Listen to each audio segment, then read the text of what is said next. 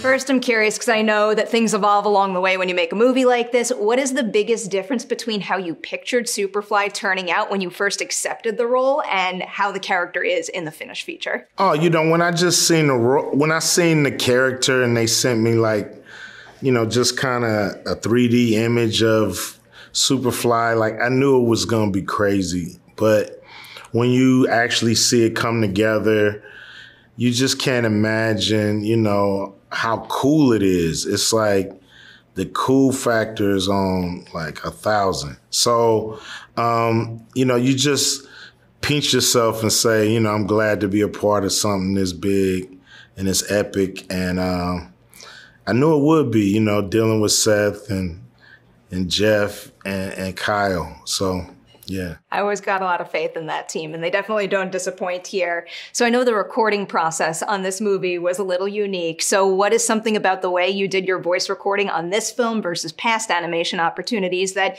you hope to see on future animated projects you work on in the future? Well, you know, we were in the room together. I think it's important to try to get as many actors together. That makes sense.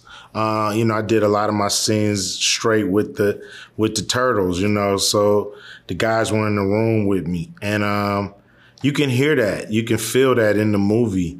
If you look at other animations, sometimes you can tell that it's singly recorded. But here, you can feel the flavor of all of us in the same room. Makes all the difference in the world. I understand it can be a scheduling challenge, but based on this finished product, it seems well worth trying to tackle that challenge. Yeah, I mean, scheduling challenge, okay. I guess, you know, but I've been to plenty movies and we've had, you know, a read through of the script, and it seems like you can get a lot of actors in there, but I guess for multiple sessions, but at least one. Just try to get as many as you can and go through the script. I like that approach. That approach.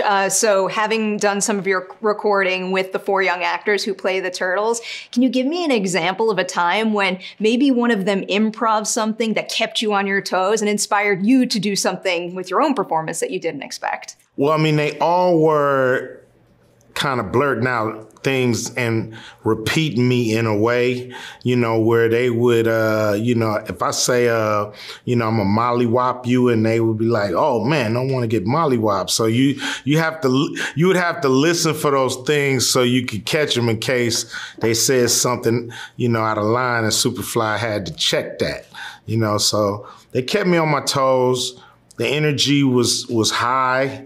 And it just kept building, and we could ad-lib and have fun, and we could do no wrong. You know, they never told us, wait a minute, that don't work. You know, they was like, can we get another one? With all that ad-libbing going on, can you maybe pinpoint like either like a particular line or something you did with the character that wasn't on the page that people should keep an eye out for in the finished film now? 6 in the morning, police at my door.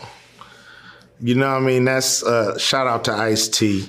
You know, that's just a famous hardcore hip hop line that was perfect whenever you kick in the dough. Very much belonged in this movie. So now with Superfly's whole agenda here, I imagine a lot of this is on the page in the script, but I'm curious if you can enhance this through your performance as well. What is it like making sure that the audience doesn't just view him as like a bad guy doing bad things, but a bad guy doing bad things with purpose, where maybe we don't like back his plan, but we understand why he's doing that plan? Yeah, you know, Superfly, he's a guy, he's a supervillain, but he's a sensitive guy. He wants to be accepted.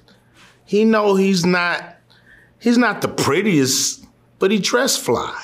You know what I mean? He know how to dress. So he just want to be accepted like everybody else by regular, normal people. He might want to go to, you know, happy hour. You know what I'm saying? Have a bowl of sugar and a beer. You know what I'm saying? Cigar.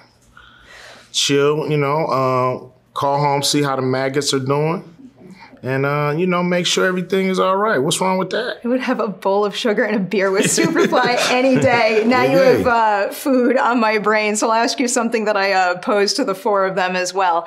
What is your version of the Ninja Turtles pizza? Like the specific food you could eat all day, every day, in any variation imaginable? Oh man, give me, you know, I mean, my version would be, you know, I'll put pastrami on there, I'll put olives, I'll put mushrooms, I'll put chicken on there, I'll put a ribeye steak, you know, I'll add, you know, baked potato, you know, we put some macaroni and cheese on that thing, you know what I mean, hit it off with some spaghetti on the side. You're hitting every food group on a pizza now. I mean, we ain't got the tacos and burritos. I have a double cheeseburger on there, you know what I'm saying, with an egg on it, you know what I mean? And put some chili on that thing and let's have it. You got it covered. I was boring and I'm like, I'll eat a peanut butter sandwich in any which way with anything on it. That's more exciting. I have one unrelated thing before I wrap here that I want to suggest, because you're wearing the shirt right now. I think you need to make a Big 3 movie. Without a doubt, you know, maybe we'll kidnap somebody like Steph Curry and make him play in the Big 3.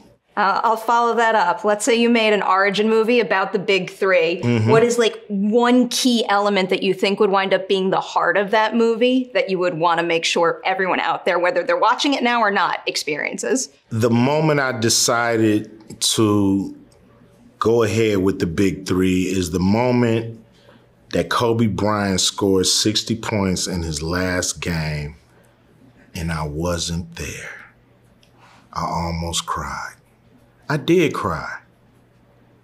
I think that got to be in it. I wasn't there. I was working. I wasn't there. How could I forgive myself? I had to start the Big 3.